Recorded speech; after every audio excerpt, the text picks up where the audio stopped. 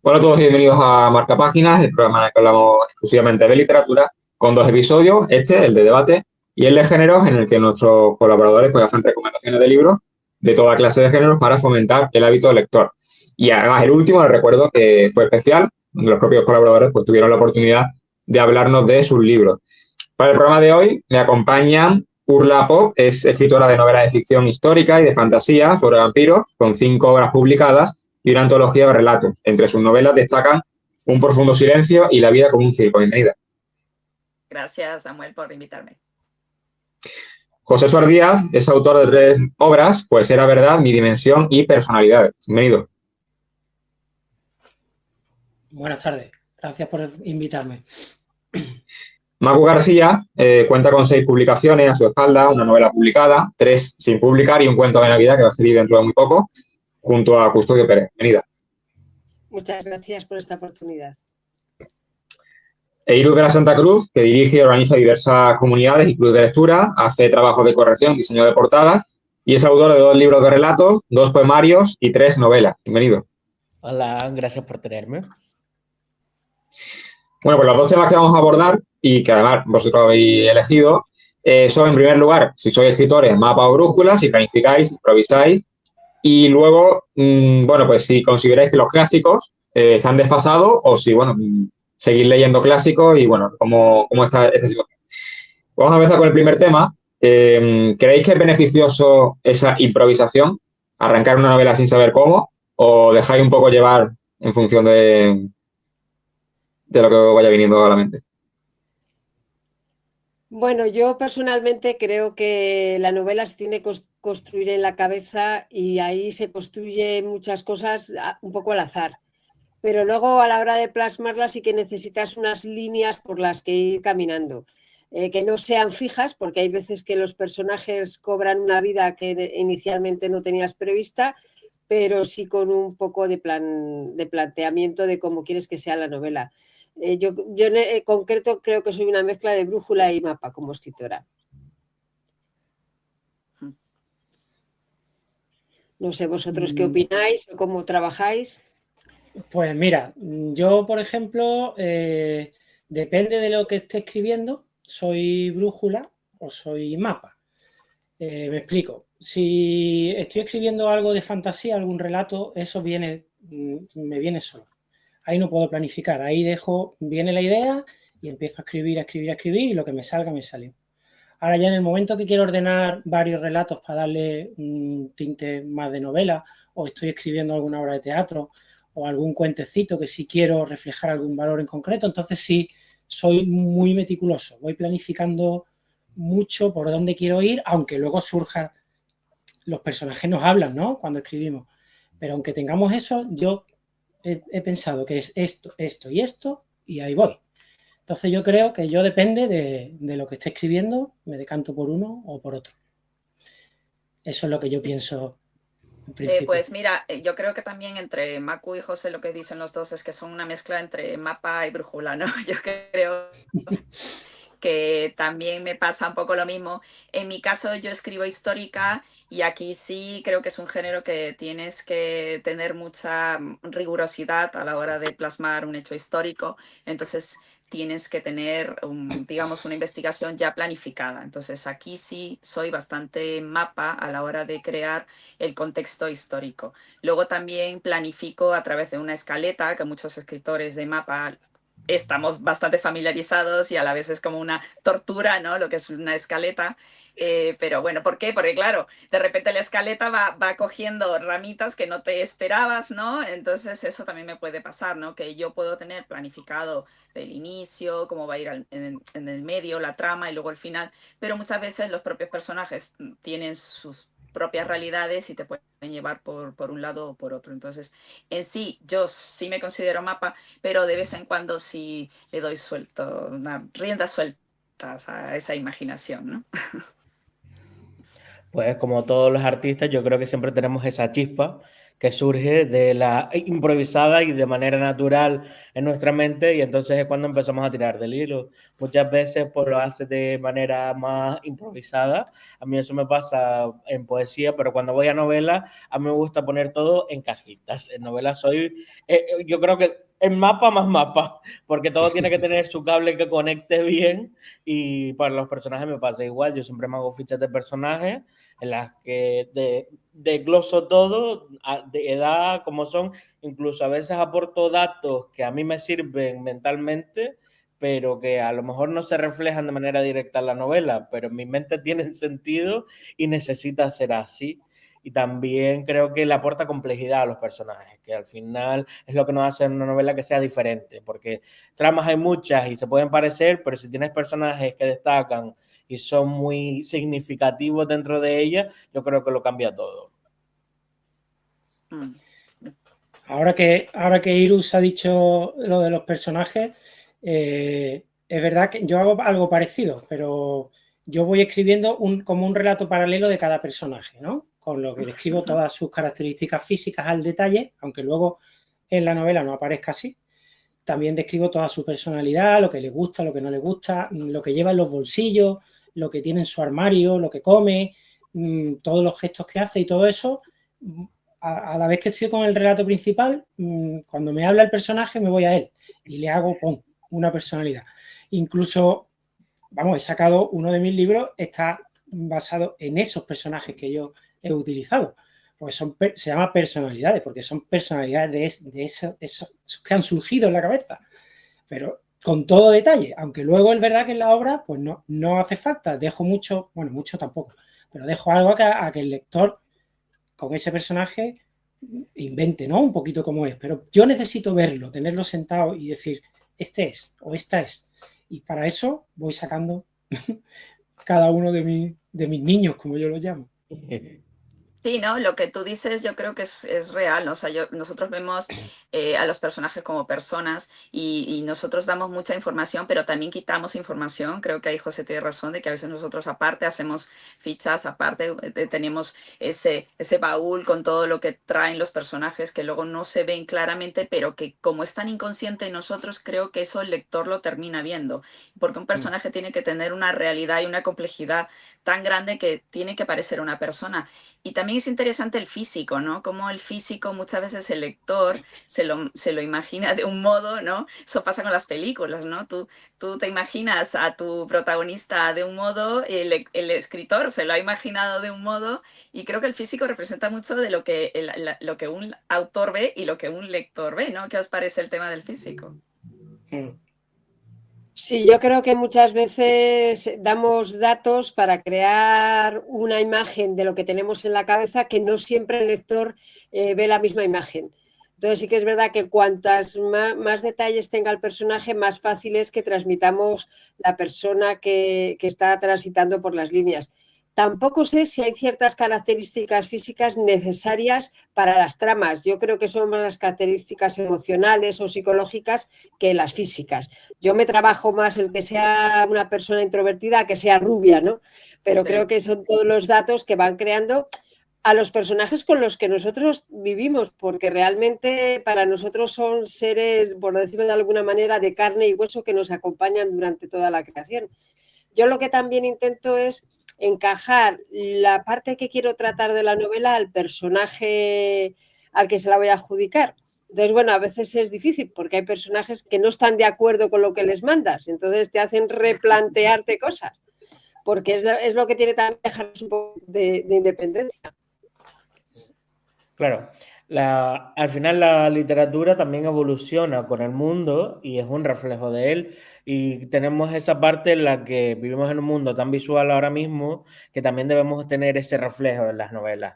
Entonces nuestros personajes y los datos que aportamos tienen que ser también muy visuales para que la gente pueda llegar a imaginarlo, porque cuando nos quedamos un poco vagos, que sí, pero no, te doy descripciones, pero a veces no. yo creo que el lector dice, vale, pero ¿cómo es este personaje que me está contando? ¿Me va a gustar? ¿No me va a gustar? Yo creo que es una cuestión de esto, que siempre estamos bombardeados de imágenes en todo momento, entonces con nuestras novelas también tenemos que tirar de ese hilo y decir, pues mira, aquí está el personaje, es así, te lo presento como es rubio, pero también esa parte introvertida es la que se va a alargar a toda la novela y lo que tiene peso, pero también debemos darle esa imagen para que el lector diga, vale, empiezo a conocer a esta persona que nos presentan. Sí, y también, bueno, si hay alguna característica física que lo pueda definir o que pueda ayudar a su personalidad, pues sí se nombra, ¿no? Volviendo al tema del mapa o la brújula, yo creo que esto también tiene un poquito que ver con la brújula, ¿no? Porque igual que vas describiendo al personaje y vas viendo su personalidad, pues alguna pequeña parte de la trama quizás sí te toca, ¿no? Como habéis comentado.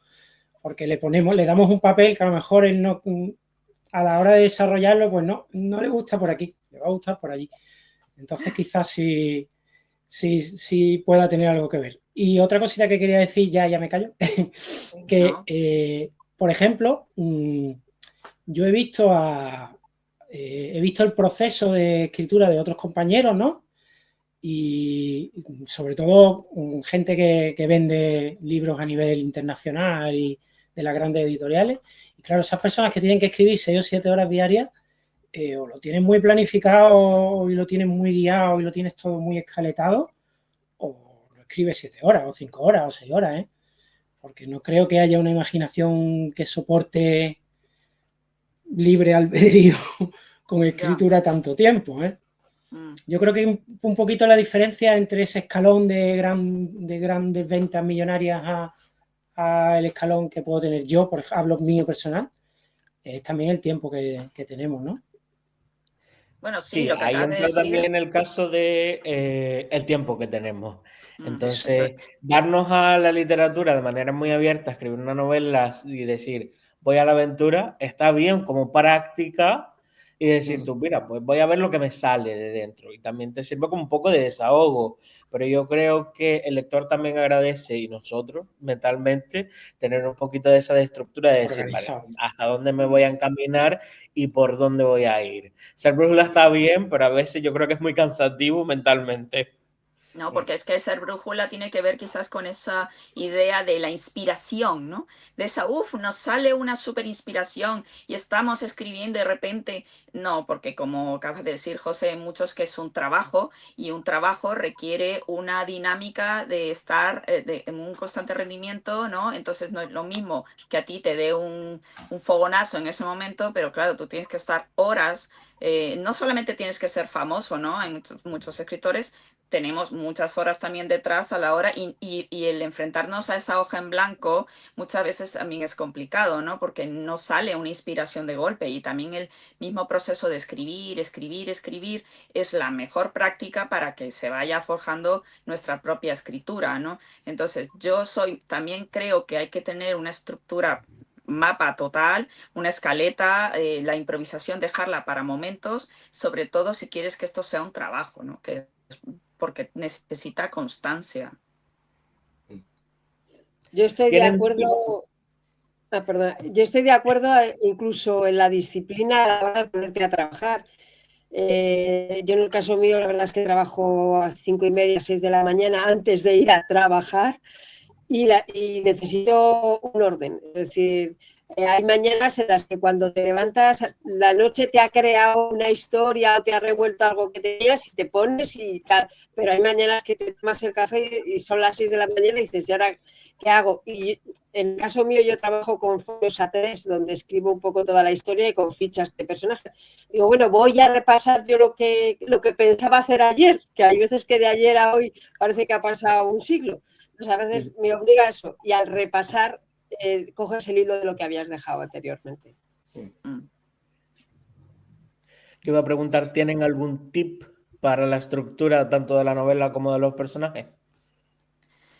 ¿Tip te refieres, por ejemplo, al uso de herramientas? Sí, algún consejo que digas tú, pues mira, yo creo Bueno, que es que esto puede eso ser sería, bueno y lo puede un tip. aplicar cualquier escritor. Pues bueno, yo creo que las herramientas ayudan, ¿no? Las fichas de personajes, las escaletas, saber construir una buena escaleta, ceñirnos a lo más que se pueda a esa escaleta. Eso sería un tip para llegar a ser mapa, ¿no? ¿Vosotros? Yo trabajo muy básico. Yo cojo cartulinas y post-it. Y voy pum, pum, pum, pum. Y una vez que ya lo tengo, voy haciendo como una diagonal y voy siguiendo la diagonal. Se me acaba una cartulina, le doy la vuelta, vuelvo a arrancar, vuelvo a poner, voy haciendo fotos con el móvil para reciclar la cartulina, pero yo todo es papel y lápiz. Para escribir, no, evidentemente uso el ordenador. Bueno. Porque si no, no hay... Tardarías, un poquito. Sí. Pero no. O sea, lo que es mi orden, mi guía es a base de post-it de colores. Para los personajes tengo un color, para la historia tengo otro, para lo que me acaba de surgir tengo otro. Y entonces veo si lo que me acaba de surgir tiene que ver o lo puedo enlazar o no. Pero en general es papel. Yo también trabajo con papel físico. Y, por ejemplo, cuando me documento, que imprimo a lo mejor textos que van a apoyar la novela, una parte de una historia real o de una época que necesito para crear una escena, necesito subrayarlo en fosforescente amarillo, por ejemplo. Es decir, yo ya sé lo que estoy buscando, sé lo que he encontrado, pero necesito verlo, aunque luego leerlo una vez no necesite otra vez recurrir a ello, pero yo lo necesito. Me gusta tocarlo, me gusta hacer una raya, me gusta poner un círculo y ese papel. Lo único que lo hago más con folios A3. Os voy a preguntar, creo que el tema de los esquemas se presta mucho a debate porque ¿en qué medida consideráis vosotros como escritores que los esquemas restan fluidez a la hora de escribir o al contrario, o es como una base de la que partir o cómo lo afrontáis vosotros? Sí. ¿Irus? A mí es que me facilita mucho la vida, la verdad. A mí tener todo estructurado y estructuras todos los capítulos y sé lo que voy a contar en cada capítulo porque lo estudio antes, ya tengo mis personajes, tengo todos los personajes como son. Me dejo espacio también por si aparece un personaje nuevo o si hay algún acontecimiento que me surge en el momento y lo quiero contar, pero normalmente sí que estructuro mucho y digo, vale, aquí va a pasar esto y tengo ese orden y lo voy siguiendo y mentalmente también cuando ya lo tengo definido, eso se va quedando en mi cabeza. Tenemos memoria. Entonces, pues lo que ya he escrito y lo que ya sé y va a ser como la novela, tengo las escenas clave, pues ya voy siguiendo eso y las páginas fluyen. Yo dependo más un poquito, o sea, pienso que depende de la persona. Que hay personas muy organizadas y que son capaces de ponerse un guión, aunque luego tengan fluidez, con 4 o 5 palabras básicas saben lo que tienen que decir debido a la memoria, ¿no?, que ha nombrado Irus. Y hay otras personas que son un caos y que necesitan de alguien, a ver, ¿qué te parece esto? Y leerlo y que alguien te lo controle o te dé una aprobación o no, eso va por aquí. Yo creo que depende un poco de la organización que tenga cada uno, ¿no? Sí. Pues, sí. Sobre todo lo que decía Samuel para todo en general, ¿no? Yo no creo que haya algo general por eso, ¿no? Porque cada persona tenemos nuestra forma de organizarnos y unos pues se apoyan más en las tecnologías, otros menos, unos necesitan un guión, otros como Irus lo tiene todo perfectamente planificado y escribe. Yo creo que no habría algo general para todos. Pienso, bueno, pero sí, totalmente de acuerdo. Yo, por ejemplo, soy una persona bastante esquemática desde pequeña. O sea, yo era la típica niña que se hacía los esquemitas para estudiar los exámenes, que me encantaba porque lo hacía con rojo, con las líneas con azul y verde. O sea, desde pequeña he sido bastante ordenada y esquemática y creo que eso, pues como dices, al final también depende de la persona y te puedes organizar. Yo me organizo la novela así, o sea, todo súper organizado, todo que esté cuadrado y en histórica necesitas también muchísima, que esté todo muy cerrado, entonces también como dices, pues sí, depende también de cada uno, ¿eh? Pero siempre validando de que si siendo un caos funciona, hombre, pues bienvenidos, ¿no? Yo pongo un cierto orden. Por ejemplo, establezco, diríamos, las bases. Para hacer la lista de la compra de mi casa, yo pongo un post-it amarillo donde mi familia va apuntando y cuando voy al supermercado hay un 90% de lo que sé que tengo que comprar sí o sí. hay un margen de bueno y hay un margen de sorpresa. Entonces, en la novela también. A mí lo que me pasa es que cuando me pongo a escribir muchas veces los personajes ya están tan creados dentro de la cabeza que no necesitan tanta estructura. Es decir, ya me han contado muchas cosas, ya sé cómo son y qué es lo que quieren hacer. Entonces sí que hago una estructura para ordenar sobre todo las tramas y las subtramas, para no sobrecargar un capítulo con mucha participación de uno de los personajes y en el siguiente que no aparezca, para no poner mucho clima y luego decaer en el siguiente capítulo, pero muchas de las cosas yo las he construido en la cabeza. Además me pasa una cosa, yo construyo durante la noche de una manera en cierto modo ajena, por decirlo, y ya a cierta hora empieza a revolver hasta que me levanta. Ya me pongo a escribir porque muchas veces es que en realidad si desde la cabeza al teclado hubiera una línea yo podría escribir, porque es verdad que ha estado toda la noche como revolviendo, no pasa todos los días porque no podrías descansar así, pero es verdad que cuando estoy con una novela empieza eso, como en ese dormivela en el que cobran vida y luego ya, pues bueno, las teclas lo dan forma. Sí, creo que nos pasa a todos. De acuerdo, totalmente. Además, la creatividad es muy enemiga del insomnio, es decir, o amiga, diríamos en este caso, ¿no? Porque todo ese proceso creativo no te deja descansar y tú estás deseando levantarte para escribir o deseando que esta idea no se me olvide, que es buenísima, y no puedes dormir porque estás ahí en tensión. Pero bueno, eso creo que nos ha pasado a todos. Sí, dejarme un rato mañana. Sí. Yo en ese proceso me voy a una casa que tengo en León y a veces me dicen, ¿estás tú sola? Digo, ¿qué vas sola? Si está el comedor atestado de gente. Bueno. Digo, no penséis que estoy sola, que yo les veo. Entonces es verdad que llega un momento en el que empatizas tanto con ellos que son carne de tu carne diciéndote algo. Entonces, bueno. Cuidado, cuidado con lo que dices, porque dices a la gente que estás con otras personas que no existen y que es un poco raro. También. Y de ahí vas a tratamiento psiquiátrico, pero bueno, es verdad. No, encima en una casa en León. Ay, sí. Yo creo que todo esto también viene de la experiencia. Cuando empiezas a escribir, pues mira, tienes ese deseo y ya te lanzas a escribir y dices, a ver a dónde me lleva esto.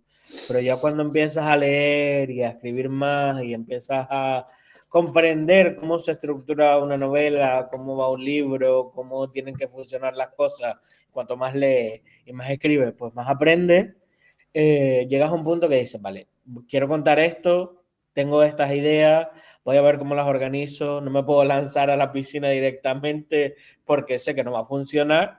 Entonces empiezas a hacer una estructura. Yo creo que con el paso del tiempo todo el mundo se va mudando un poco de lo que empezamos como ser brújula a tener ya un poquito más de mapas y de estructuras, de decir, vale, necesito un orden para que sea una buena novela, porque si no el lector también se va a perder entre todo ese mar de ideas que son buenas y pueden ser muy maravillosas, pero una novela necesita una estructura concreta. Sí, lo que acabas de decir es bueno, a mí me pasó en la adolescencia, ¿no? Lo típico de cuando empiezas a escribir poesía en la adolescencia o relatos en la adolescencia que son pues realmente pura brújula y al final es verdad que quizás con el tiempo vamos perfeccionando y dándonos cuenta de que la novela necesita una estructura y que yo creo que quizás la gente malentiende de que si no tienes un esquema, que creo que Samuel mencionaba, de que sin esquema no fluye, quizás la gente no entiende que tú puedes tener un esquema y que la novela fluya. O sea, que la novela luego puede ser maravillosa y que tenga una intensidad perfecta, pero que hay un trabajo detrás con una escaleta y un esquema que romántico no es. Porque también hay que hablar de que no es romántico todo lo que hay detrás de la novela. Exacto. Hay muchas horas, mucho sudor, mucho tiempo que le quitas a otras cosas, sobre todo a la familia, y es un proceso arduo. Pero bueno, luego es satisfactorio, ¿no? Todo lo que ves tuyo en papel, es que esa sensación es muy bonita. Es que yo siempre es el consejo que le doy a la gente que empieza a escribir, es como ponte puntos claves que quieras contar, qué quieres decir con tu novela, porque si vas a escribir es porque tienes algo que decir, algo que te mueve dentro, entonces pon eso y estrúcturalo en base a eso. Tienes tu novela, haz que tenga esos puntos clave y no te olvides de lo que quieres contar con ella. Sí, a mí me Falta Os voy a preguntar también. Ah. Sí, termina, Macu. Y ahora hablo. Me parece muy importante saber lo que quieres contar. Porque a partir de que sepas lo que quieres contar, das forma a la manera de contarlo y al acompañamiento de contarlo. Pero creo que la idea primigenia es ¿qué quiero contar? Exacto. Entonces, bueno, esa es la primera interrogante que te planteas cuando empiezas a querer escribir una novela, pienso yo. Y yo preguntar también la influencia que pensáis que tiene el género sobre el que decidí escribir. No es lo mismo escribir novela, escribir poesía, a la hora de clarificar todo eso. ¿Cómo lo afrontáis vosotros? Sí, bueno, yo por ejemplo que escribo histórica, o sea, aquí en el género de histórica sí necesitas una planificación, ¿no? Sobre todo más que la historia en sí, que puede ser ficción obviamente, es todo el contexto, ¿no? Todo, porque tienes que recrear una sociedad, tienes que recrear unos valores, incluso las personalidades, la forma de hablar, los nombres, todo eso tiene que estar muy bien escrito para que el lector se sienta que está en ese momento, ¿no? Porque si de repente hay algún fallo histórico, se puede notar, ¿no? Lo hemos visto en alguna película que han hecho fallos, ¿no? Y eso pues al lector le puede chocar. Entonces, en mi caso, en lo que es histórica, sí necesitas una buena planificación, sobre todo del contexto en el que está la novela. ¿El resto? Sí, yo estoy de acuerdo. Hay un cierto tipo de novela, o como si quieres una trama policial o intrigante, tienes que saber exactamente lo que tienes que hacer, para no liarte, ¿no? Y luego pues hay géneros que se prestan más a la brújula, ¿no? Tipo relatos fantásticos, poesía, como decía Iru al principio. Pienso igual que depende del género, pues necesita más estructuración o menos, claro, evidentemente.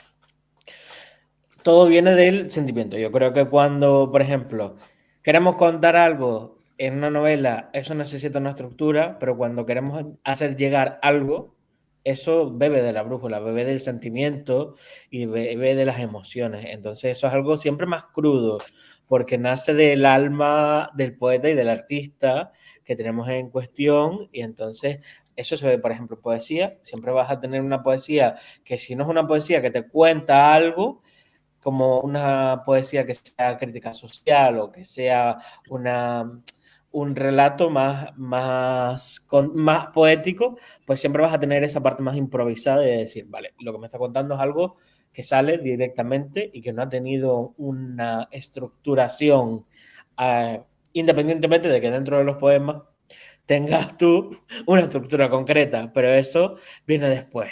Al principio siempre pues te dejas llevar y escribes lo que te sale, pero ya después viene todo ese proceso de corrección, de ver cómo lo limpias, de ver cómo lo puedes estructurar de manera correcta. ¿Algo más? ¿Falta Macu? Yo creo Sí. que lo que hablaba él, por ejemplo, de la corrección, es verdad que las correcciones, porque yo en mi caso, la verdad es que hago varias, encuentras muchas cosas que se te han quedado en el tintero y a mí me pasa que a veces pienso que las he escrito. Es decir, al leerlo me doy cuenta de que estaban en la cabeza pero no estaban en el Word. Entonces, las correcciones te hacen replantearte algunas cosas porque todo lo que se ha quedado en ausencia tienes que volver a darlo forma. Pero bueno, también me parece que reescribir y corregir es una de las partes fundamentales de la creación En el caso yo escribo novela contemporánea, de la novela. Pues dejamos ahí ese primer tema tan interesante para los escritores y necesario cuando vamos a afrontar un proyecto, y pasamos al segundo, que bueno, pues en esta era de las redes sociales, los clásicos como Galdós o García Márquez, Delibes, se van olvidando y muchas veces se promociona más a autores como Javier Castillo o Juan Gómez Jurado, que son los de ahora, los que todos conocemos, no a todos les gusta, pero bueno, se promociona más. Entonces, bueno, pues es interesante plantear hasta qué punto los clásicos ya se han olvidado o siguen estando presentes en nuestra vida. Quería empezar preguntando, para empezar yo creo que es interesante también el público que tenga un concepto de qué es un clásico. Para vosotros, ¿qué es un clásico? Para mí, un libro clásico es un libro que ha tenido en un punto de la historia un impacto social y ha pervivido hasta nuestro momento. Es decir, en su momento se publicó o se publicó durante la vida del autor o tras su muerte y tuvo un impacto social en un grupo de personas o en varios grupos de personas y nos ha llegado a través de la historia.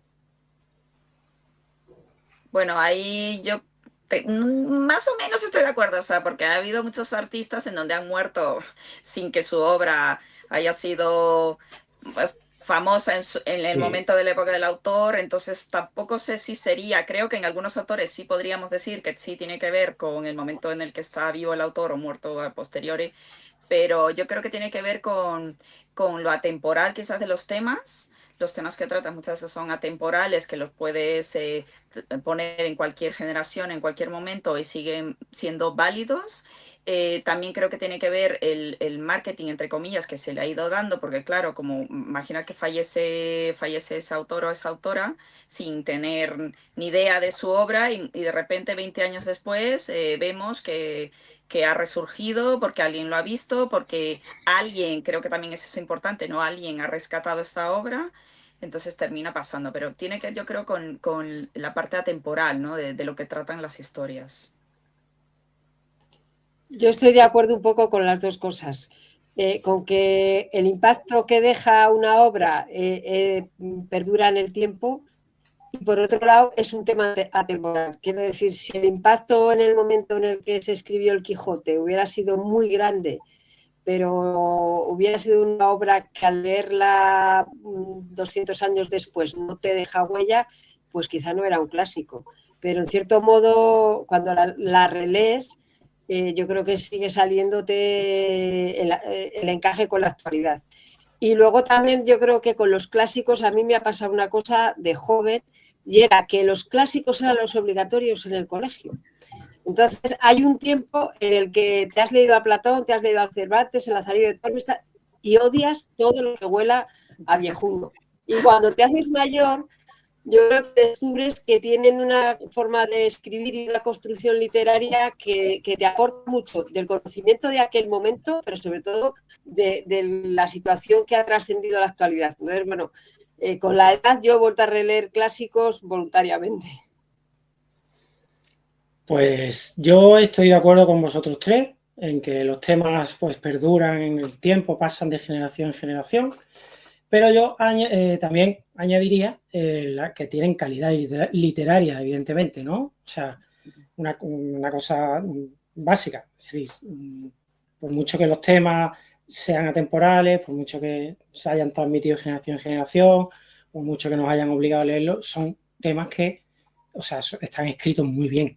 Y entonces, claro, pues llevan muchos años, se van adaptando a cada generación reconoce los valores suyos de su generación en ese libro que lleva muchos años, siglos, incluso algunos, y además están muy bien escritos. Aunque nos parezca un peñazo en la adolescencia, pero luego, una vez que decidimos leerlo voluntariamente, pues son con mucha calidad. Todo viene por el nivel lector. Con esto de obligarnos a leer clásicos. ¿Son necesarios? Sí, puesto que son parte de nuestra cultura universal y tienen temas atemporales que nos dan mucha perspectiva tanto de la época, que pueden haber envejecido de muy mala manera y seguir siendo clásicos, puesto que el mundo sigue evolucionando, pero también pueden representar, y en muchos casos lo hacen, cosas que se siguen viviendo y que es impresionante porque en muchas ocasiones pasan muchísimos años desde que ese libro tiene ese impacto y trasciende hasta nuestros días. Y en muchas ocasiones vemos esa obligatoriedad muy contraria a nosotros, sobre todo en los años de la adolescencia, donde pues tendemos a ser más rebeldes y a estar en contra de esa autoridad pues que nos imponga el libro. Es como, mira, no va conmigo, no es mi nivel lector, no me lo voy a leer. Y después pues descubrimos lo que nos aportan de verdad en nuestra vida. Bueno, yo cuando Samuel propuso cuáles eran los temas que querían, fui yo la que propuse el tema de los clásicos si estaban desfasados, por una cosa que me está pasando ahora, no sé si os pasa, en el mundo actual ha cambiado muchísimo la mentalidad de la gente, hay una revolución ideológica, hay una revolución social muy grande, y cuando yo veo ¿qué me pasa a mí con los clásicos? Es lo que alguien ha dicho, ¿no? Esa sensación de viejuno, ¿no? Para mí el tema del viejuno tiene que ver también cómo se ha tratado el tema del machismo, cómo se ha tratado el tema del racismo en obras anteriores, que no quiero decir que esté bien o mal, sino que hoy en día, de hecho, tendríamos que leer todos estos clásicos para darnos cuenta de cómo eran las sociedades en ese momento, ¿no? Creo que es importante para ver que nosotros hemos evolucionado y que hemos mejorado en ciertas cosas es gracias a que hay una evolución desde el pasado. Entonces me ha pasado con obras, por ejemplo, hace poco estuve leyendo Dune, y me llamó la atención que Dune es una obra de los 80, ¿no? Que está escrita en una fantasía, en un planeta pues que no existe, en donde supuestamente no hay nada relacionado con el ser humano, pero el autor, al ser un hombre en el momento en el que escribió, las protagonistas femeninas no tienen casi una representación como podría tener un escritor o escritora del siglo XXI. O sea, por eso yo quería tratar el tema, porque me parece muy interesante cómo han ido estos clásicos envejeciendo y cómo hoy en día ha cambiado mucho la visión que tenemos sobre la sociedad en sí. De ahí viene yo quería tratar ese tema. ¿Qué pensáis? Claro, es que la contextualización que tienen en cada momento de los libros son importantes. Es como si coges un libro de ahora, que está escrito ahora, por un autor actual, y lo metes en el siglo XVIII. Sería un escándalo. Pues pasa un poco lo mismo a lo contrario. Hay libros de los siglos pasados que ya en nuestro momento, pues los vemos, los interpretamos, decimos, están bien, pueden ser muy, muy educativos al punto de vista de entender la historia y su contexto, pero hasta ahí no nos quedamos con la lección ni lo que representa actualmente. Sería valorar la diferencia, ¿no? En cuanto a una diferencia positiva que estamos ahora con respecto a esos valores que se daban antes, ¿no? De hecho, incluso en Grecia y en Roma no había ni actrices, ¿no? No las dejaban ni actuar al principio, cuando se creaban los textos para el teatro. Entonces, pues, la evolución, comparar y decir, pues mira qué bien estoy ahora con respecto a aquella época, ¿no? Pero habría que leerlos con criterio, claro, y con... Ya. Yo estoy de acuerdo con el planteamiento que hace Urla en el caso sobre todo del tema de las mujeres, porque la historia nos ha mantenido relegadas durante muchísimo tiempo. Cuando a veces has leído esos libros no te has percatado de que lo que puede ser cotidiano y ahora mismo puede ser casi delito. Entonces sí que es verdad que releerlo con las posturas y la mentalidad que tenemos ahora te hace cuestionarte, no tanto al autor, porque yo creo que todos somos conscientes de que los siglos tienen un coste, ¿no? Pero sí que es verdad a cómo se trataban los temas. Al nivel literario, si es una buena obra, pues te gusta, y a nivel social te cuestiona, incluso a veces beneficiosamente, es decir, cosas que antes se podían dar, no sé, un poco pervertiendo el valor de la mujer, ahora te das cuenta que han trascendido, que no son de esa manera, que sería impensable que sucedieran, y bueno, de cierto modo a las mujeres que son feministas nos da una alegría de decir, bueno, sí que han cambiado las cosas, aunque no haya sido al ritmo que deseamos, pero sí que han cambiado. Claro, esa era la cuestión, ¿no? Que a mí me está pasando al releer estos clásicos que me choca más. Antes lo normalizaba, me pasa con Dune, me pasa con El Señor de los Anillos, estuve leyendo el Silmarillion ahora y me llama mucho la atención cómo trata el papel de las elfas, por ejemplo, porque estamos hablando de mundos fantásticos, ¿no? En donde se supone de que no hay esas reglas humanas, ¿no? Pero en cómo el contexto del propio autor influye sí o sí a la hora de crear, ¿no? Cuando tú lees el Silmarillion, las mujeres son bellas, dulces, alegres, o sea, tienen unos adjetivos que no tienen nada que ver con los guerreros, incluso a la hora de hacer los árboles genealógicos en el Silmarillion, es que lo acabo de leer y me ha chocado mucho, todo siempre es el padre, ¿no? El que se menciona en el árbol genealógico. Entonces me llama la atención esa desaparición que siempre ha habido, o poner a la mujer en un segundo plano. Otro caso más reciente, Harry Potter, ¿no? ¿Por qué Harry? ¿Por qué no Hermione? ¿Por qué siempre tenía que ser un hombre el que tenía que vivir las experiencias más grandes? ¿Por qué tiene que ser el que tiene que estar siempre a la vanguardia o en la complejidad, ¿no? Entonces, me llama mucho la atención cómo nosotros hemos cambiado, o sea, y vemos las obras clásicas con otros ojos, ¿no? Sí, también tiene que ver con los clásicos que leemos, porque hay clásicos que sí reivindican mucho el papel de la mujer, como tenemos Madame Bovary y tenemos Casa de Muñecas, que hicieron un impacto en la época precisamente por eso mismo, porque cogía el papel de la mujer y desafiaba los estándares normativos que seguimos teniendo, tristemente, actualmente, pero que en esa época sí que tuvieron un impacto social muy grande. Entonces hizo una diferencia y yo creo que ese tipo de clásicos son los que más pasan desapercibidos y no leemos y debemos. Y luego también el tema de autoras, ¿no? Porque autoras clásicas también hay muchas menos que autores, claro. Ahí vemos la invisibilización de la mujer dentro Claro, de la el silencio. literatura, es algo histórico, y el uso también de seudónimos. Por ejemplo, Fernán Caballero es una autora y es como, y todo el mundo, pues Fernán Caballero será un hombre. Era lo que tenían que hacer para poder ser validadas como escritoras, usar seudónimos masculinos. Y eso se George ve Eliot. hasta, eso sigue estando, porque muchas veces las mujeres eligen no usar su nombre completo, sino iniciales, porque es más difícil de reconocer que es una mujer y porque sigue habiendo machismo y sigue habiendo... y es algo histórico y es algo que sigue pasando y es como... Es algo que debemos cambiar poquito a poco y yo veo que en las redes sociales y a través de todos nuestros grupos y nuestras conexiones, por ejemplo, como marca página, se da oportunidades a todo el mundo y a mí me encanta verlo. Pues sí. Lo que tú comentabas, por ejemplo, pasa incluso en el caso de las mujeres que han escrito grandes obras que han firmado sus propios maridos y se ha sabido, como María de Jarra, cuando esa relación se ha roto.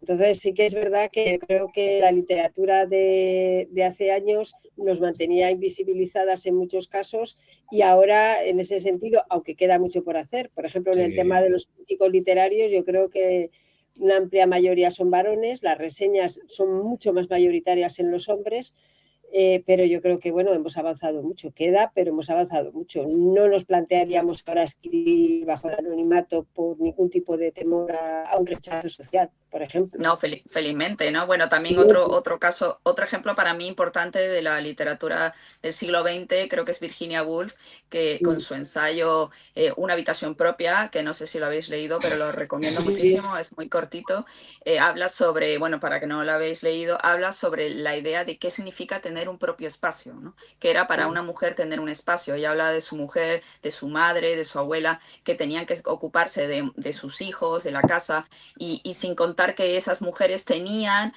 unas necesidades propias de intimidad, de hobbies y de como mucho, bueno, algunas en su caso leer, ¿no? O escribir, ¿no? Entonces yo creo que tienen mucho mérito todas esas antiguas escritoras que tenían que escribir a pesar de no tener esa habitación que menciona Virginia en su ensayo. Es un ensayo que también creo que es un clásico precisamente porque es atemporal, porque hace una crítica social que lamentablemente tenemos que seguir creyendo que no tenemos nosotras las mujeres ese espacio, incluso en nuestra propia casa, para poder dedicarnos a escribir. Así que yo lo recomiendo muchísimo porque no pasa de moda.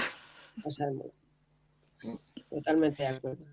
Y yo creo que de ahí viene eso de que pensamos que los clásicos están desfasados. Pues algunos sí, y algunos hay que dejar de leerlos y de endiosarlos, porque tienen temas y tratan a diversos colectivos y partes de la sociedad de muy mala manera y solo se endiosa porque a lo mejor el autor tuvo un gran nombre, pero dentro de sus obras pues no tienen nada bueno. Y es como, hay casos así, es como, pues mira, por muy renombrado que sea y por mucha calidad literaria que le queramos dar, hay cosas que no debemos pasar ya. Y hay libros que se tienen que quedar donde se existieron y punto. Sí. Os quería preguntar también si veis en los clásicos algo relevante o algún valor que se haya perdido en la sociedad actual. José, por ejemplo. Bueno, sí, yo Hombre, hay clásicos muy antiguos que sí, evidentemente tienen cosas que ahora mismo no existen. Una, por ejemplo, el feminismo, ¿no? Que hemos estado hablando hasta ahora. Luego hay ciertos tipos de valores como de valentía, heroicidad, esas cosas ahora mismo tampoco. Tú ves algún clásico así, que es el gran héroe que llega arrasando y conquistando, y dices tú, bueno, sí, que bien, pero eso ahora nos sirve para poco, ¿no? Pienso. Bueno, no sé yo no sé si rescataría, y es que ya te digo, con la visión de hoy en día, es que hoy en día estamos tan empapados de tanto que creo que vamos cogiendo cada uno algo de una obra, de otra obra, de otra obra, entonces es muy difícil que se haya perdido, ¿eh? Y si se ha perdido para mal, pues mejor, sinceramente, porque que quizás no es necesario recuperar ciertas cosas. Hace poco también estuve leyendo sobre el tema del racismo, también quería comentarlo aquí, que creo que es un tema que también es importante en la literatura clásica. Estuve leyendo, habéis leído que Mark Twain lo estaban queriendo censurar por su título, Agatha Christie también querían censurarla por el título, ¿no? Y por esos estereotipos europeos. Y también es importante que no se pierda, ¿no? Que no se pierda eso, porque al quitar esos títulos, al cambiarlos, al dulcificarlos, pues mira, esas cosas sí, pero si no las vemos, no sabemos que existieron. Entonces es mejor leer el libro tal cual, con todo lo que tuvo, y decir, oye, mira, pues felizmente ya no hay ese racismo, ya no hay eso que había en el pasado, pues mira, yo no lo rescataría, pero sí creo que está bien que la gente lo lea, para darse cuenta en el mundo en el que está, ¿no? Claro, es que los grupos que históricamente hemos sido oprimidos durante durante todos los siglos, no queremos que nuestra historia se elimine, no queremos que se lave eso. Estuvo ahí, pues que se muestre y que se vea el cambio, que yo creo que es algo importante. Esa visibilidad del cambio y del progreso, para mí siempre ha sido muy importante. Es como, vale, esto estaba así, estaba muy mal. En muchas partes de la sociedad sigue siendo así y la única manera en la que todo cambie es que se vea ese cambio, que haya una muestra. Entonces, hacer ese tipo de cambios en los clásicos, lo único que hace es que olvidemos nuestro pasado y lo volvamos a repetir. Uh-huh. Por ejemplo, a mí lo que es a nivel, vamos a hablar de herramientas, me despierta cierta admiración. En el caso mío, que soy de escribir, reescribir, informarme y reinformarme, me cuesta la idea de escribir, por ejemplo, a mano y autocorregirse y no tener un acceso como puede ser a San Google, que te facilita tantos datos, incluso tantos datos contradictorios y excesivos. Es decir, ellos yo creo que eran como quizás las mujeres de antes, yo estoy ahora mismo pensando en mi madre, que eran guapas y eran guapas, no se habían hecho nada, es decir, Litterlo nació como nació, ¿no? Entonces yo creo que ellos también hay que poner en valor que no tenían todas las herramientas que nos facilitan, como puede ser eso, el ordenador, el acceso a la información, el tener una posibilidad de imprimir en cualquier momento la obra y releerla y tacharla. Bueno, ellos quizá en ese sentido un esfuerzo que nosotros no tenemos que llegar a esos extremos. Bueno, volviendo con la pregunta de Samuel, yo creo que algo que podemos sacar, esto es lo que sacamos como lectores de clásicos, como escritores, nosotros de lo que podemos aprender de los clásicos son temas más, yo creo que estructurales, de cómo plasmar nuestras ideas, de cómo se desarrollan, ese tipo de valor literario intrínseco que tienen los clásicos, sí que podemos tirar de ahí y decir, pues mira, esto me gusta cómo estuvo estructurado, esto me gusta cómo está explicado, tipos de expresiones. A lo mejor nos quedamos con algunas palabras que nos enriquecen nuestro vocabulario, aprendemos cómo mostrar un personaje de una manera cierta, específica y nos pueden llevar a escribir de una cierta manera o mejorar nuestra escritura, que yo creo que es lo que nosotros como escritores podemos sacar de los clásicos. Sí, pues sí, claro. Todo lo que es el tema de, por ejemplo, hablando de poesía, bueno, si tú ves la poesía antigua, madre mía, o sea, claro. Eso sí que estaba, vapa. Eso era, o sea, te pones a ver y Bueno, yo he estudiado filología inglesa y me mataban los Kerrings. O sea, yo sé qué es eso. O sea, aquí eran los Kerrings. Eran unas estructuras tan cerradas, que no había forma de ir por ningún lado, ¿no? Pues mira, eso creo que lo podemos rescatar, ¿no? Esa rigurosidad y esa estructura que ellos tenían, esas ganas de que todo esté cuadrado, ¿no? Sí, pues sí, eso lo rescataría como escritora, sí. Exacto. Hombre, Bueno, está claro que si ellos han tenido un éxito, que yo en mi caso de momento no le he tenido, hay alguna clave en su obra que nos enseña. Descubrirla o estudiarla es quizá una labor muy personal, pero evidentemente si has trascendido años y años es porque algo tenía tu obra de mágico para que haya sobrevivido. Entonces yo creo que en ese sentido cuando las leemos y buscamos un poco más la estructura que han creado para contarnos las cosas, el vocabulario, la trama, la acción del personaje, pues yo creo que siempre se aprende de ellos. y algo te ayuda también a identificarte, ¿no? O sea, esa conexión con el clásico es que tú buscas algo allí que te puedas sentir como ellos, ¿no? Quizás dices, oh, este es un libro clásico de tal. O a mí me encantaron Los Tres Mosqueteros, por ejemplo, desde chiquitillo. Es una de las dos que más he leído, Los Tres Mosqueteros y Frankenstein. Eran dos cosas que, bueno, me daba el miedo ese, el muerto que le delaban la vida, luego los tres, el héroe d'Artagnan, que iba por su... Eso, no sé, siempre Bueno, buscaba algo... Frankenstein, vamos, es el ejemplo perfecto. Mary Shelley es una revolucionaria, una adelantada a su época. Cuando lees, bueno, el moderno Prometeo, ¿no? Que era el nombre, o sea, el monstruo no tenía nombre en sí. Es impresionante la empatía que puedes llegar a tener por el monstruo, ¿no? Y cómo criticaba a la sociedad de su momento y todo lo que empapaba. Y en el caso de ella, como muchas escritoras, también hay que recalcar que era gente que tenía acceso a una educación superior. También es importante de Obviamente. que las propias mujeres que escribían era porque tenían acceso a una educación privilegiada. Claro, es que muchos de los clásicos, sobre todo de siglos más pasados, nos llegan porque sus autores tenían los medios y están escritos por ricos. Esto de autores del pueblo nos llega después cuando ya se puede pues introducir más a la educación, a tener derechos básicos, como diríamos ahora mismo. Sí que es verdad. Desde luego, si tienes que estar pensando en comer y tienes que hacer un esfuerzo físico por trabajar y tienes unas condiciones incluso que te rodean, yo que sé, que no tienes calefacción, no es lo mismo crear en esas condiciones, crear en unas condiciones que de hecho les permitía con cierta clase social tener que quizá ahora también hay una distancia entre las personas que tenemos, diríamos, los temas primarios solucionados. No es lo mismo que el que esté con 1.000 euros buscando un trabajo y luego cuando llegue a casa a deslomarse se ponga a escribir. No son las mismas condiciones. Exacto. Sí, es verdad, claro. Y para acabar, os quería... Y termina, Iru.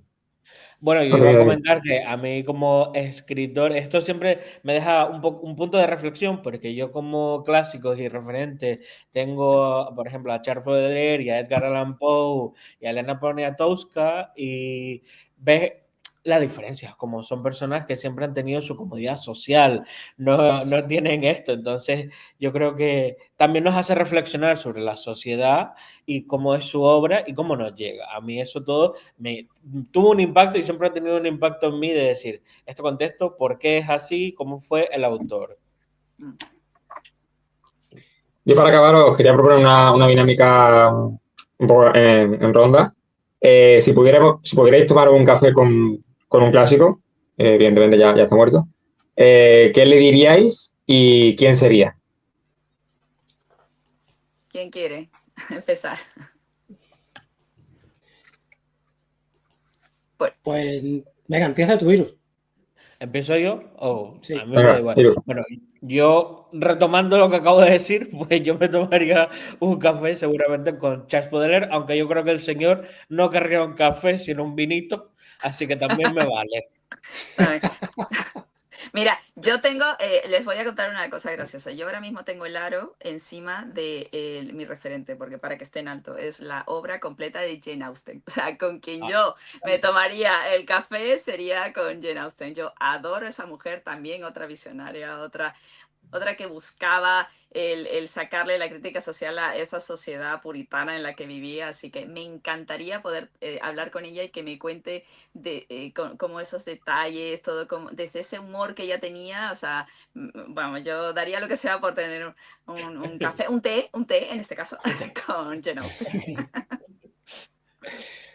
Pues yo muy fácil, perdona, habla. No, habla tú. Bueno, que yo a me mí lo lo que comentabas de Virginia Woolf, tanto en Habitación Propia como en La señora Dulite, me gustaría, no solamente por su obra literaria y por la apertura que nos ha hecho a muchas mujeres de un mundo que desconocíamos, sino por su propia vida. Es decir, fue una mujer que fue en contra de todo, lo pagó con su, nunca mejor dicho, con la vida porque acabó suicidándose, pero aún así es una mujer que abrió muchas cosas, que tomó decisiones personales muy valientes, que eligió la sexualidad que quería tener. Entonces, bueno, yo no sé inglés, ahí no sé si café o whisky o tal, pero bueno, un traductor sí que necesitaríamos, pero me encantaría poder tomarme un café con ella. Yo iría directamente al vino con Góngora y Quevedo. Bueno.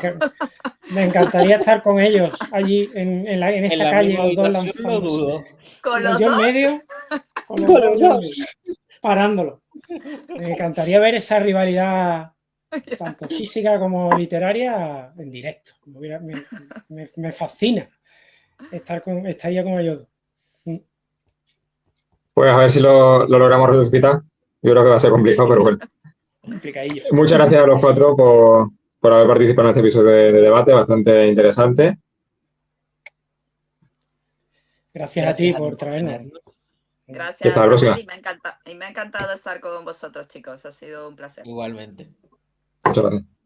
Muchas gracias, Samuel, y la oportunidad de conocernos. Al final hay barreras físicas que no nos permiten vernos, y a partir de ahora, bueno, pues yo buscaré vuestras obras para saber algo más de vosotros.